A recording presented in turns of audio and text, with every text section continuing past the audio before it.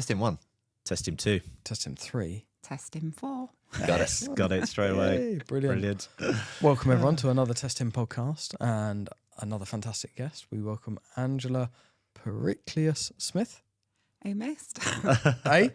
Almost. Pericleous Smith. Pericleous. Oh, okay. It's near enough. Yeah, it was as far good. as I'm It was- concerned. Can't It was take very 2. good.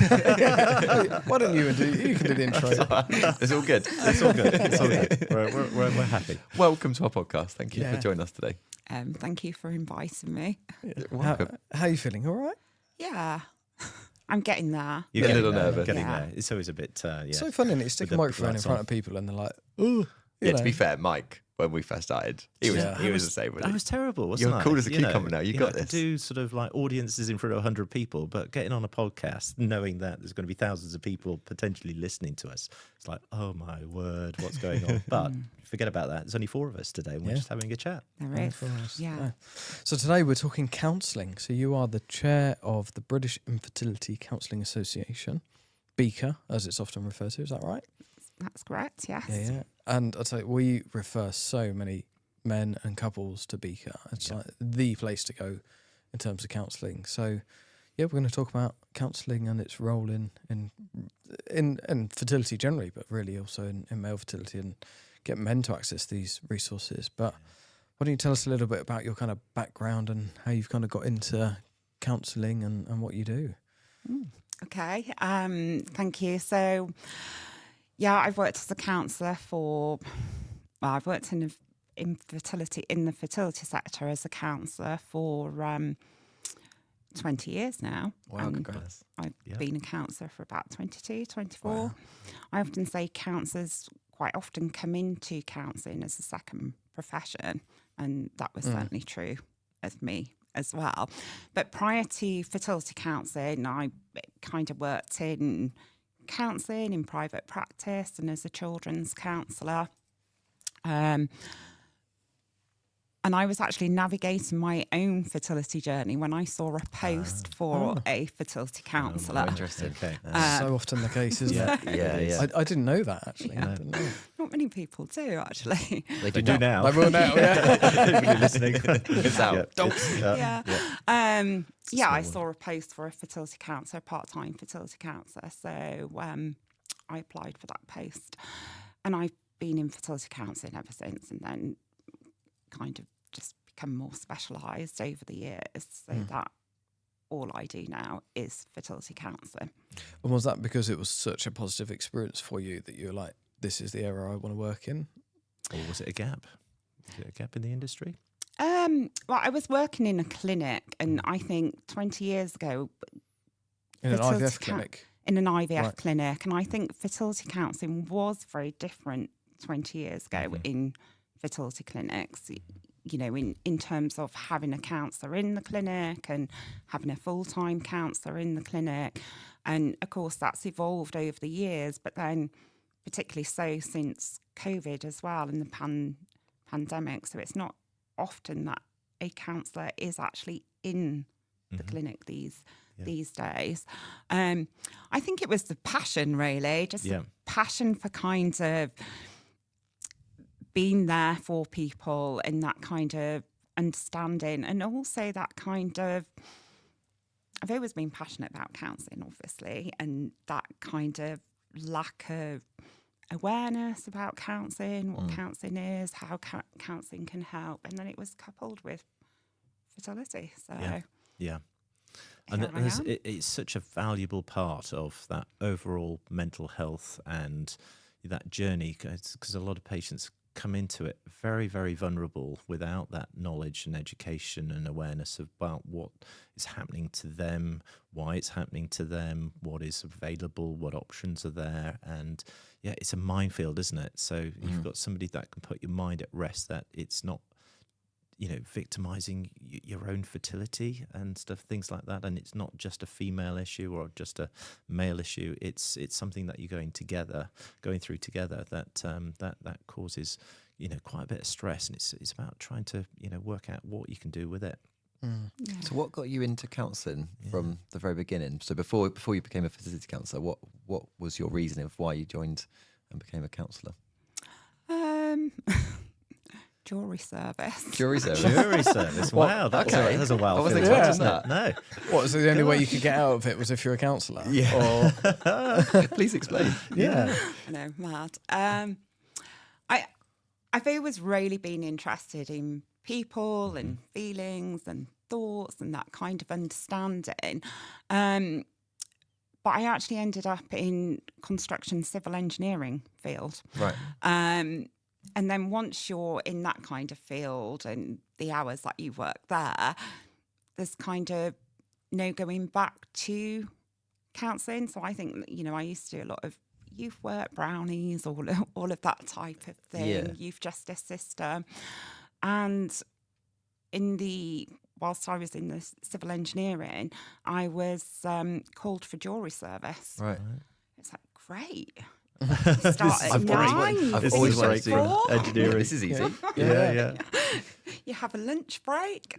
So that kind of gave me The freedom to kind of stop working in that industry. And then after a while, it was like, what shall I do? So I enrolled on a counselling skills course, just a 10-week one. Right. Kind of went from there, really. Wow, that's amazing. Yeah, but what a cool sort of crossroad that actually that jury service that called up. If you hadn't have done that, would you be a counsellor? Because like you say, you was working all those hours back then. It's amazing how like a kind of crossroad comes in people's lives. We all and have then them, don't we? suddenly We do. Something like really interrupts that journey of life, doesn't it? Yeah. Yeah, what a great crossroads. And I didn't expect jury to be the No, reason Jury behind service. Did you feel sorry for these people that you Was were it a in good front case? of? Yeah, Was it a good case? I can't remember the case. That is bad, isn't it? I can't remember Couldn't have the been case. that good then. It was more of the different lifestyle change, I think, for me, kind of going from, leaving home at 6 a.m. and coming back at silly o'clock. And, you realise there's another life out there that doesn't look like that. Yeah. Yeah. And actually, you can say, sorry to interrupt, you can say that for the most part of modern day life, really, isn't it? Life is so fast these days. And, on the topic of counselling, we don't often take that time out for ourselves to like actually recognise that. You mentioned then you've worked all those hours and it took jury service for you to go, bloody hell, like actually this is how life should be lived kind of thing. How often are we like that now, especially with social media and phones and just constant bombardment of kind of technology and data and stuff like that? It is quite hardcore now, isn't it? I think there's no real downtime, so to speak, is there anymore? No. So how's kind of the counselling world and the perception of counselling changed over 20 years? Because like you said, 20 years ago, you would have been in a clinic. And I think that's quite rare now, isn't it? You don't really... The clinics have relationships, I think, with BICA counsellors because there's a mandatory level of counselling that has to be within an IVF cycle, isn't there? But there's not... I don't think I hear as many counsellors in-house, so to speak. Is that true? So how's it kind of changed over the years? I think it's particularly changed in that aspect since COVID in particular. Yeah. There's less and less counsellors in a clinic. Although there are still lots of clinics with a counsellor in-house, it's actually a mandatory requirement for all clinics to offer counselling. And, the recommendation is a BICA accredited counsellor. So I think counselling's really opened up worldwide, really, anyway, because predominantly COVID, pre-COVID, a lot of counselling takes place now on Zoom. Yeah. Pre-COVID, if somebody had asked for, back then it was Skype. Yeah. If somebody had asked for a before it Skype moved into session, it would Teams be... Yeah. But if somebody had asked for a Skype session, it would be, no, absolutely not. Can't we do need it. to see you in person. Yeah. And then that massively... shift that we had, it was mad, wasn't it? Yeah. It's Crazy Shifted. shift, wasn't it? I laugh about that though, because I was talking to someone the other day about that shift that we had into Zoom. It was like this reinvention of the wheel that suddenly we're going to talk on the internet. But I grew up in the days of MSN Messenger, and that's all I did as a kid. In my teenage Just message years, people. MSN Messenger straight on your webcam and like talking to people on the web. Right. And suddenly we're in 2020, and it was like my parents were like, "Oh my God, have you seen this Zoom thing we can do? We can do quizzes and do all this sort of stuff." I'm like, I've been doing that since I've been a kid. Basically, it just brought the older people onto Zoom, didn't it? Yeah, That's all it's made it more trendy. I'm just trying to show my age there. Show your age. Got me onto Zoom. Yeah. Do you think people open up differently on Zoom compared to in-person counselling? Yeah. Oh, that's a big question, isn't it? It's a very good question. Thank you. Round of applause. Not an easy answer then. I think it's twofold, because I think Zoom has made it much more accessible for people. Yeah. In again, twofold. So people don't have to come and sit in a clinic and potentially be seen, or the kind of, particularly if it's for counselling, where what are you doing sat there, or so there isn't that stigma attached. So Zoom makes it much more accessible for people to access counselling. People are often in their own homes and their own environment, so often that makes them much more open. Yeah, more relaxed maybe. But sometimes people actually do prefer not being in their own Get out of the home environment. to be I think able that's better. to talk about how they're feeling. Yeah, I think it's going to be horses for courses, isn't it? Really, everybody's going to have a different style of wanting to engage with people, and I think the very fact that you can offer both sort of modes is going to be important, isn't it? Really, for the future of counselling, because I think it's one of those things that, from my point of view, it should be mandatory that you start the process of talking about your fertility and fertility health with a counsellor right from the word go, to sort of manage expectations, and then get led by the physicians and so forth, and maybe counselling through the process, and maybe counselling at the end of the process as people progress through that journey, because it's quite a challenging one. But yeah, I'm interested to hear your feeling about whether the Zoom calls are enough, or do you think a combination of both in person and online is the best way to go? Yeah, I think it's a person's personal preference, to be honest. So some people would prefer to come and see you in person. I think if a counsellor can offer both, that is much better, because it will come down to personal preference. Lots of people do prefer to come in person, and some people, it's so much. A lot of people navigating fertility treatment talk about having to come out of work, take time out of work, wanting evening appointments, weekend appointments.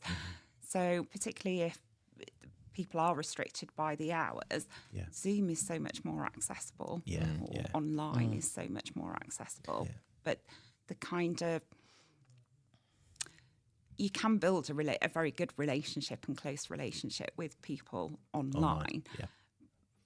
But it's hard to articulate what exactly it is. There's still a difference when it is in person. I was just going to say this. You can't beat in-person conversations, especially in this sort of realm of counselling. There's a rapport, isn't there? There's the non-verbal communication as well. So as a counsellor, and for me, when I was in my acupuncture practice, you pick up on little things that aren't being said that you wouldn't get via Zoom. And I think that's so important. Language and various other things that happens. Yeah. I think on Zoom as well, you've just got the upper body, haven't you? Or just the face. You sometimes. don't know if they're wearing any trousers. You don't have to get dressed up for Zoom, do you? Really? There's always that amazement. When you meet them and oh, actually, you're 6 foot tall, and they all look at me. Oh, you're only 5'5". I had that with a couple that I worked quite long term with, and then I actually saw them at a fertility event, and so different to. Obviously not facially, they weren't different. But the impression. In terms of size and it's really confusing. That's what you look like in 3D. There was this really tall couple stood in front of me, whereas on Zoom, I just saw them as this like lovely little petite couple, and actually they were this lovely tall couple. Brilliant. So going back to that, the counselling that's offered through clinics, alongside IVF cycles. So it's mandatory for clinics to offer that, and how, and this varies again, doesn't it, in terms of how much a couple will get through a clinic. Some clinics are like, have as many sessions as you want, or 4 or 6. Some will just do the one. Yeah. How much does that vary in terms of what's offered to that couple and what they get from it? Is it enough? Do couples generally need more? One session, is it going to unpack enough to help them? There's a lot of questions there. Yeah. Again, very good questions. It is so difficult because, so by law, clinics do have to offer every single patient that walks through that door counselling. And then depending on treatment, it may be mandatory for implications counselling to take place as well. So that depends on what treatment option they are having. So what does implications counselling mean? So implications depending on certain treatments. So for example, like donation treatment, like egg donation, sperm donation, surrogacy. Yeah. Many clinics, it will be mandatory that they attend counselling session. Unfortunately, what we do see amongst the clinics in the UK is a huge discrepancy in the number of sessions that are then offered. So there's nothing standardised at all. Okay. Yeah. So you will get some clinics that offer the one, like you said, and then some clinics that offer 6, or some clinics that offer open-ended sessions. Obviously, as a counsellor and also chair of BICA, I always advocate for the counsellor's professional opinion in terms of how many sessions, would be valuable. And for some clinics where they only offer 1, the counsellor is then able to kind of continue counselling with that patient if the patient wanted to, but it's then on a self-funded basis. I was going to ask how much of this is funded or wrapped within the cost of IVF. So if it's 4 or 6 or open-ended, is that wrapped within the cost of an IVF cycle? Yeah, so that's the variable really, because some clinics it will only be 1, and then other clinics it will be 6. Right. Some clinics will be by discretion. And I do think it's important for patients actually. So important. It's not always on their mind, but when choosing a fertility clinic, but I do think it says a lot about a clinic as well. Yeah. How much counselling they offer or what supports they have in place. It's hard, isn't it? 'Cause you can lead a horse to water and all that, isn't it? It's like, a clinic say, well, look, here we go, got all this counselling available for you. You can have unlimited sessions. But if somebody's not ready to do that, it's kind of, it's pointless, or it's not. They're not going to take it up, are they? And so it's quite hard. I mean, we're all obviously super pro counselling here, and we wish everybody could do it, like Mike said, kind of pre, during and after. But how do you get people to go and actually use these services and see the value of them? Because we know there's a lot of closed minds around counselling and talking therapies, isn't there? Yeah, there is. There was a survey done actually years ago now, which said or highlighted that people needed to hear about counselling up to 5 times before they took the offer up. That's true of a lot of things, isn't it? You've got to hear it 4 or 5 times before. Yeah. Yeah. In some instances, it's up to 10 before people start going, actually, I do think that's when it comes from the wife. Oh, it's actually it's just me. Yeah, just no, there's a lot of men out there with wives and partners that do need to listen as well. But I think there's a stigma associated with it, isn't there? And in particular, speaking on the male side, there is still quite a stigma of counselling that you must be ill or there's something wrong with you if you need counselling. But I've had counselling when I went through my fertility journey, and it was the best thing I ever did. It opened up so much of my emotional space, from weirdly things from my childhood. Being bullied, there was all sorts of things that came out from it that I didn't realise were affecting me, but it just gave me a chance to actually just speak and be listened to for like what felt like the first time. Yeah. Although it wasn't, if that makes sense. It was just like so nice to hear from someone away from my circle, just to kind of listen. But how do we break down that stigma? That's a really important part of what we are doing today, I guess, really, isn't it? Is kind of being really pro counselling. But do you find that among patients, is there quite a proportion of that there's less men being counselled, so to speak, because of perhaps a stigma? Yeah, I think definitely there is less men. I work with a lot of couples. Right. Sorry. Okay. I work with a lot of couples. I think, again, there is that stigma, and I think there's that societal thing as well, isn't there? You know, that goes back generations, that men are the providers. Stiff upper lip. Stiff Yeah. upper lip. And, you know, Britain Stay strong as for your well. partner, yeah.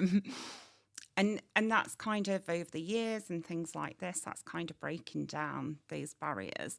And then I think add in as well the complexities of a fertility clinic. And what I mean by that is, if a consultant says to you, oh, we've got a counsellor, you could go see the counsellor if you want. Sometimes patients, men and women, kind of feel, oh, they think there's something wrong That's with exactly me. how I felt. Or Yeah. they think I'm not coping, or I look like I'm not coping, Yeah. or they might delay my treatment or might not give me my treatment. So there's that part of it as well, which I feel is the hesitation. And I think, again, that's another kind of one of the positives that has come out of the kind of change in how we work now, because again, that makes it more accessible to people without somebody saying, I think you need to see the counsellor. Yeah. So I think that's a big That's a big part part. of It's it. how it's presented, isn't it, Yeah. really, to patients as part of that overall, reception into the IVF world. It's a matter of understanding who are the team and who you're likely to be seen by and why. That needs to be really well communicated, I think, and then everything else sort of fits in and makes sense. Yeah. Yeah. Because one of the issues I had with when I was offered counselling at the clinic, and what you said just there really resonated with me, because I pretty much had that in my head, was my job being a train driver, responsible for many people's lives and obviously the safety, etc. One of the things for me was that if I was accepting to have counselling, then am I risk of losing my job? Because am I mentally sane and safe to be driving a train with, all these people's lives in my hand? If I then am at risk of losing my job, I can't then fund my fertility treatment, and I'm worried about that. And I just want to continue being, the man and the macho thing and just keep going. And actually what led for me to eventually have counselling was that I actually just had a mental breakdown at work. Thankfully, I wasn't driving a train at the time. But my company that I worked for really supported me, and I had managers around me that were really great, to the point where they booked my counselling sessions. Thankfully, I got a sort of policy through work that allowed me to access it. Because I wouldn't have turned up otherwise had they not done that. But they said to me, look, Tobes, like, we've set this meeting up with you. It was actually a telephone call initially. Just have a phone call and have a chat. And he really broke it down into just have a chat with this person. And that then led me to go and have face-to-face counselling. But I needed that reassurance that my employer was happy to effectively support it. And then once I knew my job was safe, because I'm still okay, then I was quite happy to have it. But that was one of my biggest fears at the time, was that actually, what does this mean for work? And I think for men, typically, if at the time that there's a kind of financial pressure on fertility treatment, quite often is the case, I think that's also one of the barriers to counselling, because that acceptance of, I must be ill and I can't be well enough to do my job, you're then in that place where, if you're risking your financial position, that's not where you want to be, because ultimately that's paying for your fertility treatment. So it's for me, that was a really complex part of the decision to get me into counselling, and I needed that kind of someone to almost force me there. It's almost removing those preconceptions about what counselling is. Exactly, yeah. And like I say, it was just the best thing I ever did. It was so good for me. Honestly, I was so happy that I did it. Yeah, great. And I'm sorry it kind of got to that stage before that you felt able to, without that stigma but men attached are and rubbish pressure. at this, aren't they? We are rubbish. We're rubbish about talking to friends or family about what we're going through as part of our sort of mental, health or mental stress, and how we cope with things. So, it's a matter of just being aware that, it's actually not that, scary going to see a counsellor, and actually it can provide a lot of positivity around it, and it's really interesting. Yeah, I think, regardless of the fertility topic we're talking about today, but I actually think everyone should see a counsellor on a semi-regular basis, like because it's because we're not going to the pub anymore. Well, that's true though, into a point, isn't it? Yeah, We don't We've have become that, less social, that society, haven't we? yeah. Yeah. And I think I mentioned earlier about kind of how full on life is with our phones being constantly taking our attention. We don't then have that quality time so much, and the three of us, we often talk quite a lot and openly about things that are going on in our lives and stuff, and they're kind of like little mini counselling sessions between us. But actually having someone away from your circles and just periodically just checking in, I just think it's a really good thing to be doing. Yeah, it's funny, isn't it? Because people spend a fortune on gym memberships and go down the gym to make sure their body is healthy. But your mind is so important. It's all driven by your mind, you know. Yeah. It's so vital. I absolutely agree, and it's that almost like it's getting rid of that stigma that you're actually investing in yourself, the same as like you just said then, going to the gym or buying new clothes each month or going to the pub, but that you're investing in yourself. We do it with our cars. We take our cars, we get them serviced. Sometimes wash them. Sometimes wash them. So mine's due. And I'll often work with people who tell me that, they're going to acupuncture, they're going out running, they're watching their diet, they're doing this, that, the other. And it's like, what are you doing for your mental health? Good question. Yeah. On that note, actually, what do you do for your mental health? Because as a counsellor, you take a lot of load on other people's emotions, and you're obviously there for them. But what do you do? Is there support for you? Two things. I talk a lot. You come on a podcast. I talk a lot afterwards. Yeah. Or bizarrely and very contradictory, or I like a lot of silence. Okay. Just kind of silence. Yeah, that's an interesting one, isn't it? It's sometimes you do need space for yourself in a very busy world. So I notice that I need that every now and again. And just going to meetings, for example, I turn the radio off and just drive and just have that almost immediate silence, and nobody's ringing me, nobody's speaking to me, and you just have that clarity of thought. And I started going running for exactly the same reasons. Running's amazing for that. Not only for fitness, but actually just that space, that mental space, just to organise your brain a little bit better before tackling the day. Yeah, and it's funny you said that, because when I was physically in a clinic, and again, I've not noticed this until like more latterly, and the impact, how you use your time pre-pandemic, but driving to work and driving home from work. Decompression time, isn't it? Yeah, would be my thinking time, silent time, reflection. And I don't have that drive space now, so I do have to. It's funny how much our lives have changed because of the pandemic, and how we behave and how those things have changed. I'm the same. When I leave here, when we have our days in the studio, I can't listen to a book on the way. I like a good audio book when I'm driving, because it's like 2-3 hours can pass, but I can't do it after here because I'm just processing. So we end up on the phone for an hour. Just chatting again. He rings me up. He goes like, but you just need that space. And I used to, after my acupuncture practice when I was in Farnham, I used to drive all the way back to Brighton, and that hour and a bit drive was that decompression time. So then when I walked through the front door, I was like, okay, I'm home. And I'm decompressed. And whereas actually I did have a clinic in the garden, so I was literally, 20 feet walk to the back door.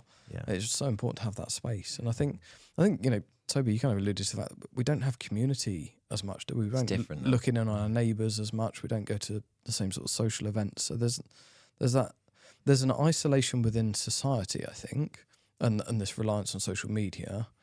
But then the fertility process is even more isolating, isn't it? So you kind of got all these different layers. It must be quite hard as a counsellor to start unpacking that. How do you peel the layers back? For the patients. Yes. In working with them, and the layers for them. Yeah, it'll be interesting to understand, for anybody that's watching us or listening to us, what could they expect really from meeting a counsellor for the first time in the fertility world? a normal human being, I think that's really important as well, Yeah, because I think that's also kind of attached to not only that stigma, but that kind of preconception about what counselling is and who they're going to find. You know, we're all normal human beings at the end of the day, and everybody is so unique. You know, each of you three are all individuals, and you would all have very different experiences and all talk about very different things. I think for me as a counsellor, you know, a client coming into a counselling session, it's very much about where that person is and what they want to unpack. And obviously sometimes people come into a session aren't really sure what they want to unpack, if they want to unpack anything at all, but kind of sometimes it's about kind of managing their feelings or kind of the symptoms of the feelings they're having. Other times it's about kind of really having that space to talk about how they're feeling and what their actions are, their behaviours, developing some coping strategies for them, how they're thinking about the process. So, you know, like you were kind of talking earlier and how you kind of gone away with that thinking process, and that kind of almost like started overwhelming you and then kind of spiralling into other areas. So it kind of starts with fertility, or in this scenario that we're talking about, starts with fertility. But again, society is so infiltrated with families, isn't it? There's no getting away from it. Even in those drives in the car in our silence, there's, you know, another car with 2 children in the back. Baby on board. Yeah, You know, I remember baby seeing on that, and board that used to sign. really get to me. Yeah. You know, people in London on the tube, they have these badges, don't they? Baby on board. As well now. You go to the supermarket and it's Father's Day, Mother's Day, children's half term, Halloween, Christmas.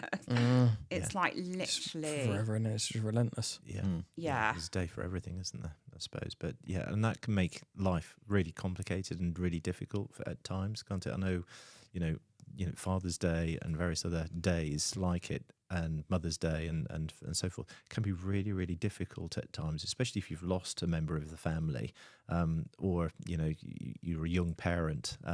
You know, it can be really, really challenging, can't it? So it's about trying to, you know, I think we've all got to think of ourselves as onions, and we've got, you know, got several layers, but it depends on how much protection we want to take off and actually understand where things are. And as you said earlier on, I think it's about where are you at the moment, where do you want to be, and where have you come from?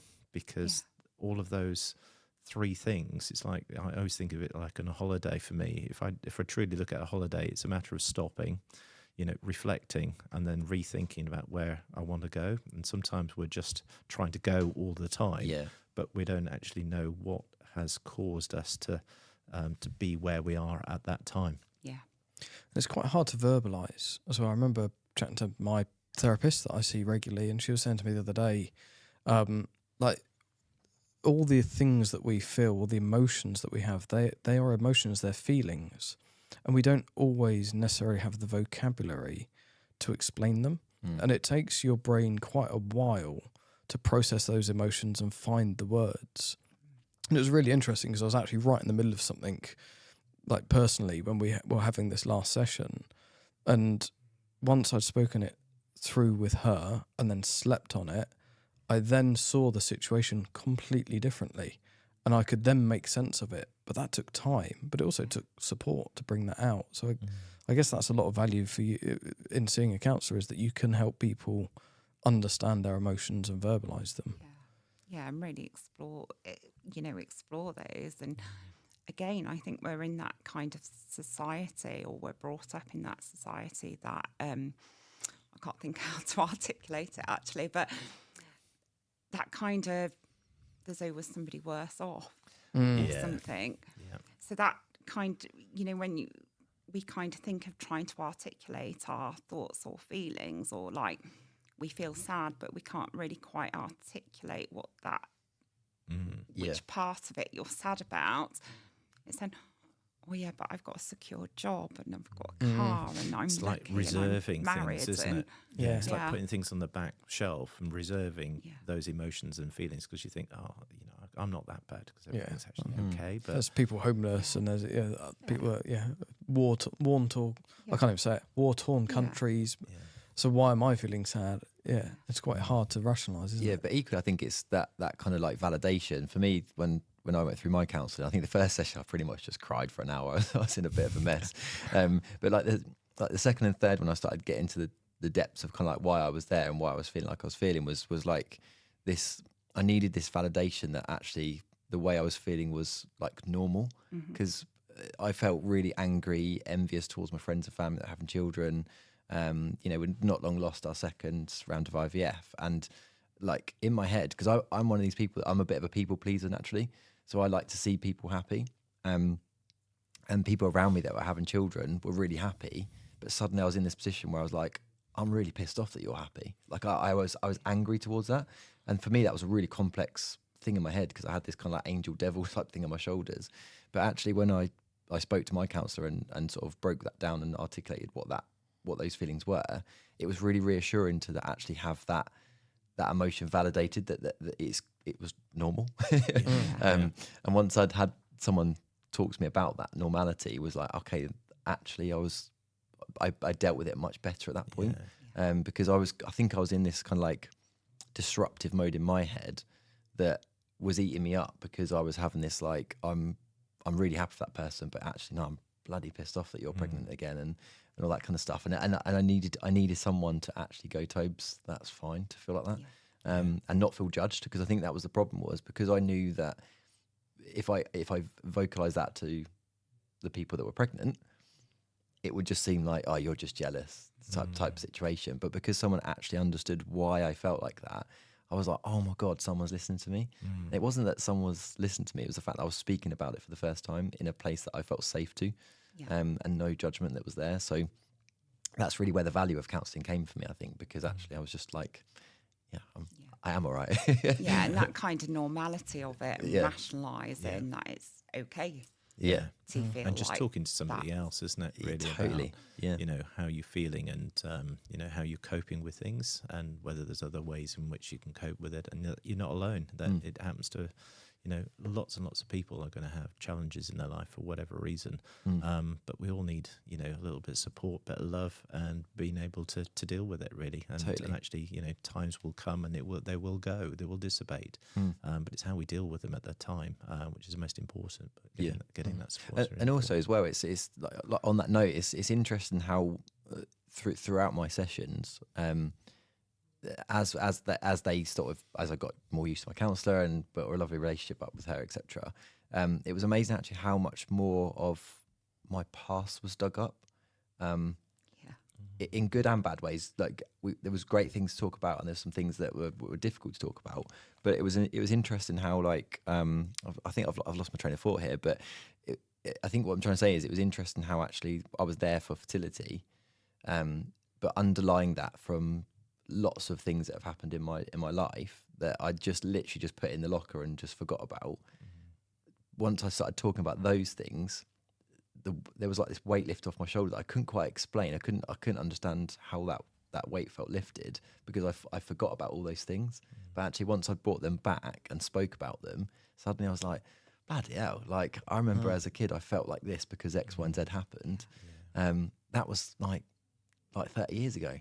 So you're not just unpacking your fertility it was issues at the time. It's about previous history. But I just remember where I was getting to that. It's amazing how actually I speak generally on behalf of men here. How we just go, I'll deal with that later, and then just chuck it to the back, and we'll just crack on with what the problem is now. And at that time, my problem was trying to get the finances straight, trying to keep my job, trying to get pregnant. What can I do to keep supporting Katie?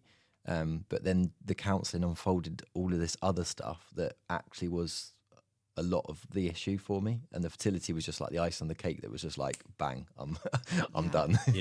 But I didn't know about all that other stuff until I sort of spoke about it, and it took. I think I went weekly for probably 12 or 13 weeks, maybe a bit longer.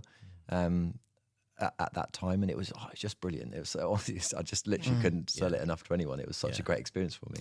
And is that, Andrew, is that a case of because of childhood experiences, experiences from parenting, the environment that you're in, that people have learned behaviours and learned ways of coping with things that kind of build up, and if we haven't processed them and we've built those kind of bad memories or bad connections in our brain, that it doesn't matter whether it's fertility or grief or, partner's cheated on you or something like that. It's those learned behaviours over time that inform your behaviour. Is that a sort of model that you'd see?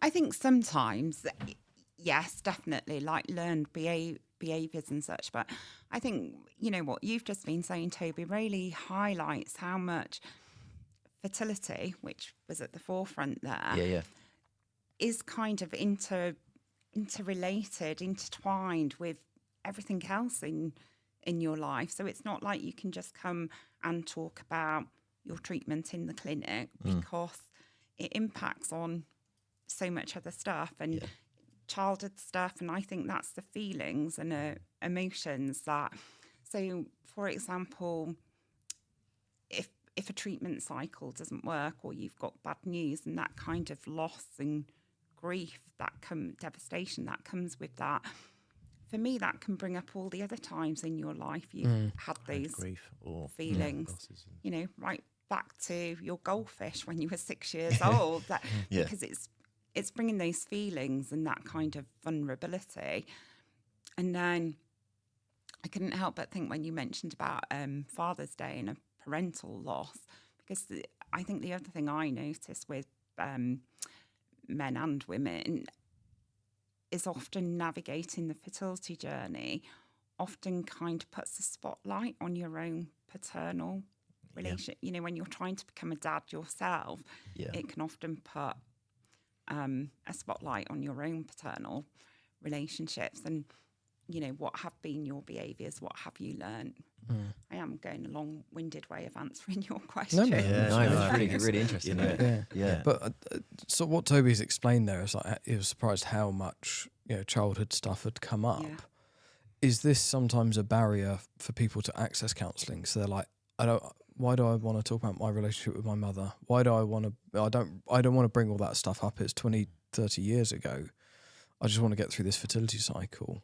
So is that a case that is sometimes a barrier for people to go and seek counselling, because they expect the counsellor to say, tell me about the relationship with your mum. How was things with your dad? Did you have any siblings? Were you bullied at school? Yeah.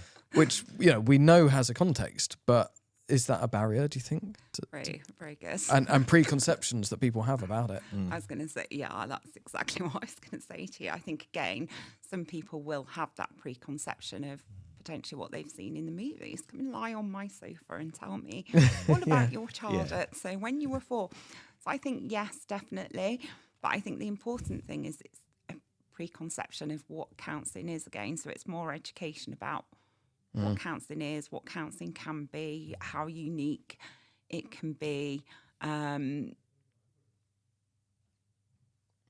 Equally, kind of talking about, for example, support groups for men, because I will often talk to men about, have you thought about going to a men's support group or reaching out?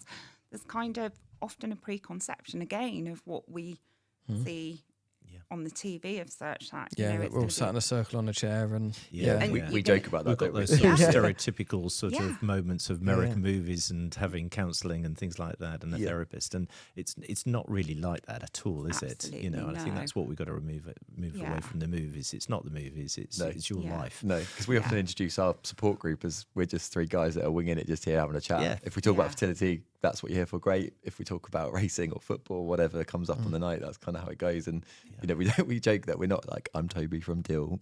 I did this 10 years ago. Like, we are just a bunch of people that just want to help, and just genuinely counsellors are very much that's exactly what it is, isn't it? People, So I think, definitely those preconceptions will stop people from coming because they don't want to kind of go back to their childhood or talk about their parental relationship.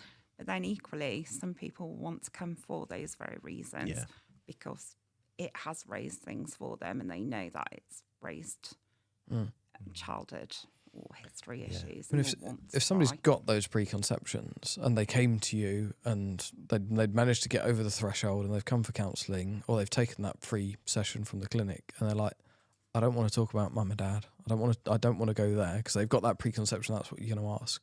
Would they still benefit from counselling? Would they still get something out of it if they're not willing to discuss some of that past stuff? Hopefully, yeah.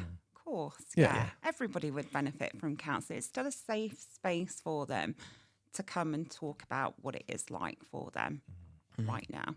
Yeah. How would you summarise counselling if you were to, what's your elevator pitch to a couple going through fertility treatment, or more importantly, maybe a guy who's a bit reluctant to it? What would be your elevator pitch to kind of get them over these preconceptions? Let's put you on the spot. I'm thinking, can't you? Wasn't sure how to answer it. It's super broad, right? Yeah, it's quite hard. This is a difficult question. Yeah. It is. I think one thing I always come back to is that over the years and, more recently, sometimes men will say to me, I've always dissed counselling. But I recommend it to everybody now. I go around telling all my friends to come to counselling. And I think that is really valuable. The more people are talking about it and the normality of it, or how normal it can be, I would say give it a try. Yeah. You don't know until you're there. Yeah, absolutely. Yeah. And do you think more men are giving it a try? Are more men coming into your practice? I personally feel that they are, and I do think the kind of accessibility of being, I'm definitely seeing more men on their own as well. And that can only be good, right? That can only be good, because I think there's always going to be, talk between, you and your partner about where you are in your journey. But sometimes you just need that quiet time with somebody external that can just listen and understand what is going on in their feelings and what their emotions are going through, and trying to get the best out of that. And I think that the key thing for me is like almost we need an alternative word to counselling, don't we? I think it's like debated. and I think it's really difficult, isn't it? But I think we just need to normalise the word counselling. It's not just about being interrogated about your life and your past and everything else. It's about it's about breaking down the barriers, unpeeling, unpacking. Where are you right now? Where do you want to go? And how can we help you get there? And it is about that support. It's about help. And it's not necessarily about, practical physical help. And you can't prescribe drugs and various other things, but it's about how to deal with things and how to, understand your own emotions and how to understand your partner's emotions. And then how can you work together to really get the best out of it, I think is so critical. But without the support of a counsellor, a lot of people are going to be in the dark and very, very frightened, I think, aren't they? So, on the note of being frightened, I remember when I first turned up to my first counsel session, I was proper nervous. And I don't normally get nervous in situations like that, but I was like, what the bloody hell's going to happen today? I've got no idea. And I met this lovely lady, and she was awesome. And interestingly, she actually had gone through fertility treatment herself, so straight away that was the icebreaker that really helped me out. But there is that like kind of fear. It's the fear, isn't it? What It's is about to removing happen? the fear. Yeah, Well, it's because you're going to open up. You're going to feel vulnerable. You feel very vulnerable. Yeah. I felt like I felt like I was walking the room naked, going like, what is going to happen? Okay, and that's a kind of a very primeval kind of instinct, isn't it? But when we lived in tribes, if you were the weak one, or you showed a weakness, or you weren't performing very well, you would be ousted and you'd be dead because you'd be off in the bush. So to actually go into an environment where you're going to stand there or sit there and say, actually, I'm not working, I'm not functioning very well, it's a hard thing to do, isn't it? Yeah, it is. It's a really brave thing to do. And I think a lot of people, and I don't know if it's true for any of you, but I think a lot of people are worried that obviously the thoughts and feelings you're having are your thoughts and feelings. And people think, cause, like clients will often say something and then proceed it with, I know that sounds really silly or really stupid. So it's almost like you're having these thoughts and feelings that are yours, and to kind of share them with other people is a very brave thing to do. Particularly if you're going to think that they're going to think that's a silly thought, or you're the only person that has that thoughts. Yeah. That's where kind of that fear of judgment comes in, doesn't it? If you say, well, I get really jealous of other people that are pregnant, it's like you fear that somebody's going to be judging you on that. Yeah. But counselling is a non-judgmental space, isn't it? You're just there to listen and facilitate that conversation. So, and I think the other thing as well with men, and I've said that I feel that I do see a lot more men these days, but often men think they can only come to counselling or to support groups. I know I've mentioned this to you before. If there's a male Issue. a male fertility issue, Right, male yeah. factor Oh, fertility yes. issue. Yeah. And obviously I'm always advocating for that isn't the case, but I know a lot of men feel that they can only go to groups or they can only come to counselling if there's a male factor fertility issue. I think we've had that comment before in our support group where some number of men have joined and gone, you know, can I be here that it's not me, it's actually my partner, but I just want to be here with the support group. And obviously, we, you know, open arms, like, yes, isn't it? But it's interesting how you've mentioned that as kind of spurred a memory of people that have come to the support group and questioned that themselves. Because at the end of the day, if you're going through that situation as a couple, you still have your own emotions of what that feels like, and it's really difficult. And also, do you see couples more so individually, so the partner separate, or do you see couples together, or is there kind of like quite a broad mix of that? There's quite a mix. I would say predominantly I do see couples Together. And again, depending on clinic, the sessions, some people will have a combination of joint sessions and individual sessions, and a combination. It's always about finding what's right. Obviously, when you're working with, well, I say obviously, but when I'm working with a couple, you know, we can talk about their relationship dynamics. There's a safe space for each partner to kind of verbalise something that might not feel so safe at home. And then working individually with them, the kind of exploring their own thoughts and feelings in that, if that makes sense. Because Katie and I, we went separate. So once I'd gone like the first 2 or 3 sessions, I said to Katie, I was like, you need to go and see her, she's great. And we actually went separate. And what was nice for us was when we came back from our session, we grabbed a cup of tea and just chatted together about how that session went. And that for us was quite nice because like she could then verbalise her thoughts towards me and vice versa. So at the time, we thought it was female factor fertility issues. We had that unexplained infertility. She had PCOS. We just made the assumption that that was the kind of reasons why we weren't getting onwards in pregnancy.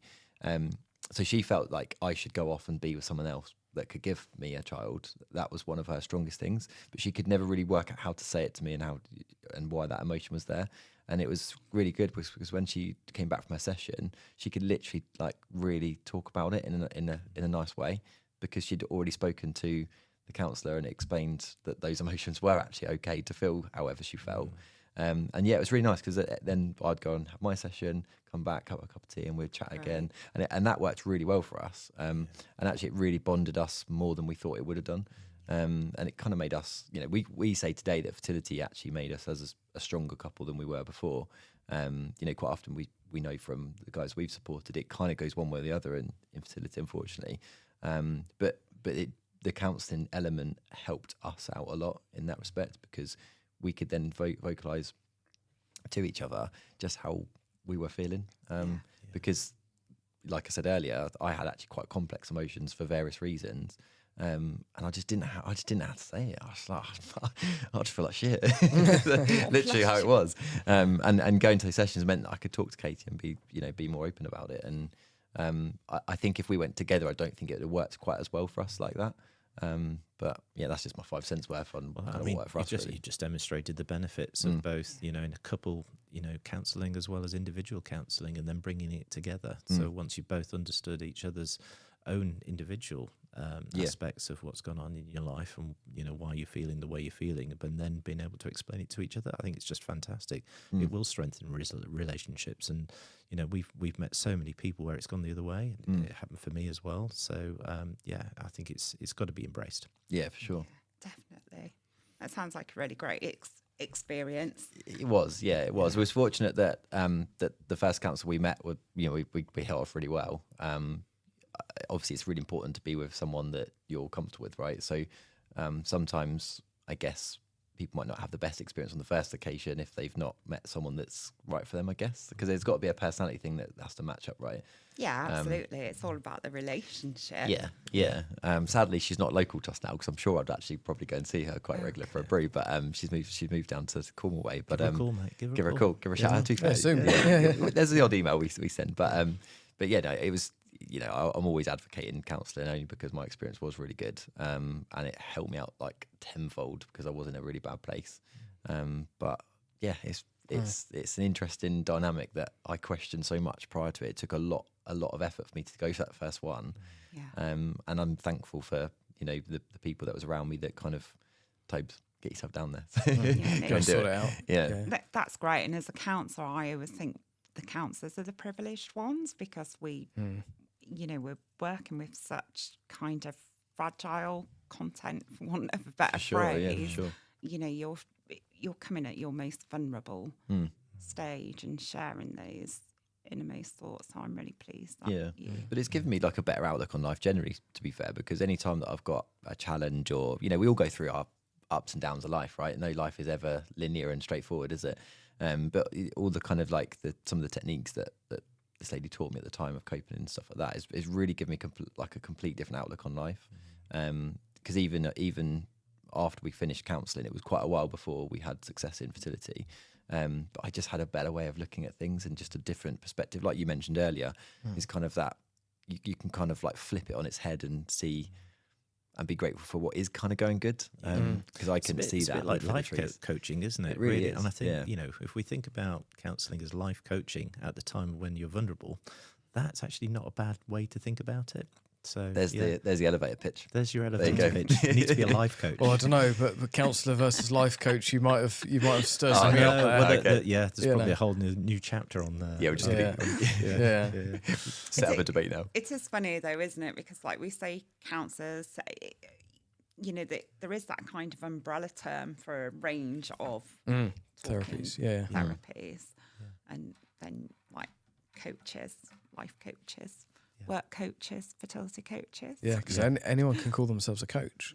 Yeah. Can anyone call themselves a counsellor? They can actually. It's not a protected title. It's not protected. Really? title. We're all counselling to each other. Okay, that's interesting. I didn't realise that. Yeah, I don't know that. Because obviously we have had a psychotherapist in here, which is another angle around kind of therapy and mental health support. I think it's a case of finding what's right for you, isn't it? And it might be counselling, it might be acupuncture, it might be nutrition, it might be psychotherapy, could be a support group. Peer support. Yeah. And I think when you asked earlier about what would I say to anybody, give it a go. If you don't get on with that counsellor, try a different counsellor because we're all trained differently. You mentioned psychotherapists, then we talking therapists, coaches, psychotherapists, counsellors, psychologists. We are all trained differently.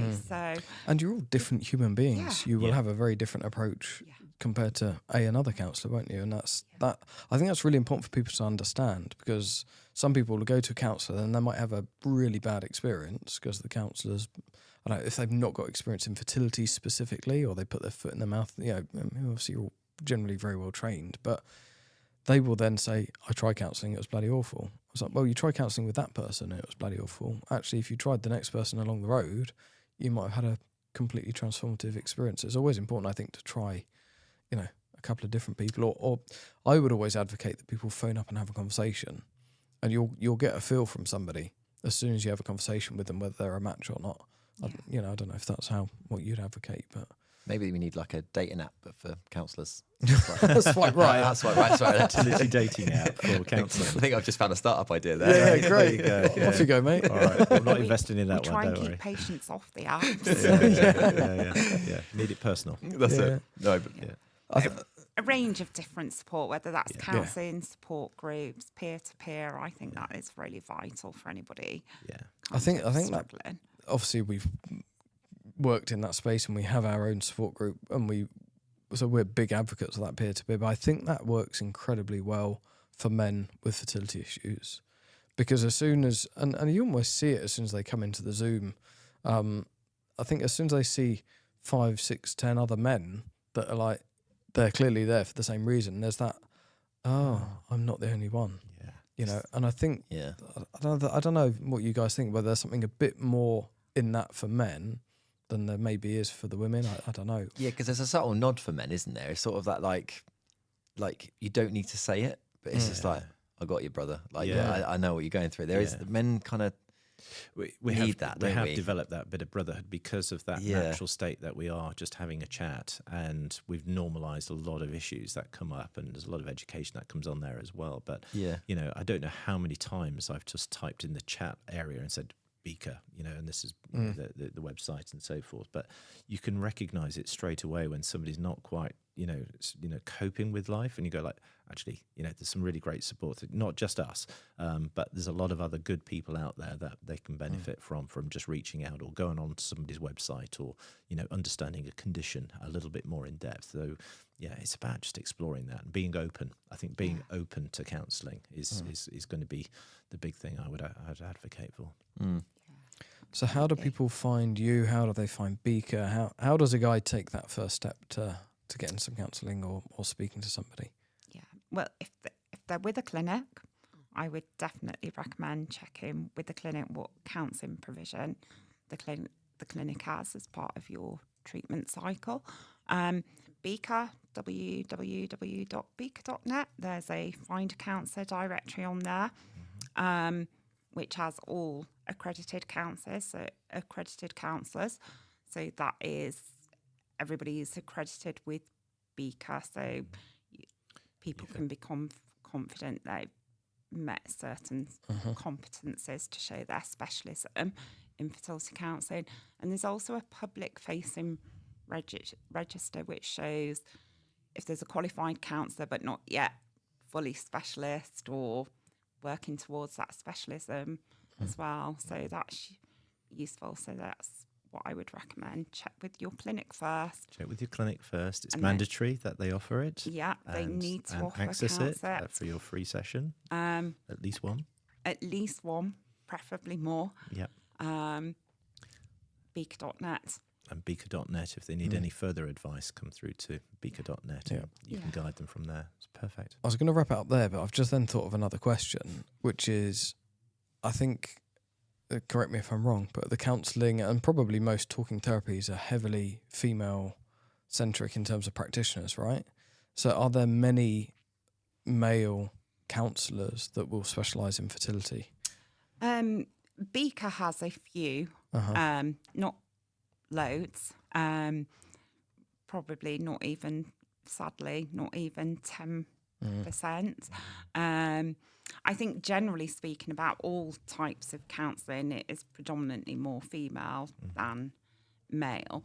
But we do have, or BICA has, male specialist fertility counsellors as well, although not many. And do you think that matters a lot to men, that they talk to a man or a woman? How much of a difference does it make, do you think? I think it's changed again over the years. I think historically men would have preferred to speak to a man, and particularly with fertility, when we're talking about, it's the same with a woman, isn't it? Talking to a male therapist and a male talking to a female. You know, if you're talking about really personal things. Sexual performance, erectile dysfunction, yeah. I wasn't sure what I was allowed to say. Oh, you can say anything. I mean, God, it's a podcast about male fertility. We talk about everything. Testicles, 1, 2. I wasn't sure. Yeah. I wasn't sure. She for got a so moment. excited the headphones came off.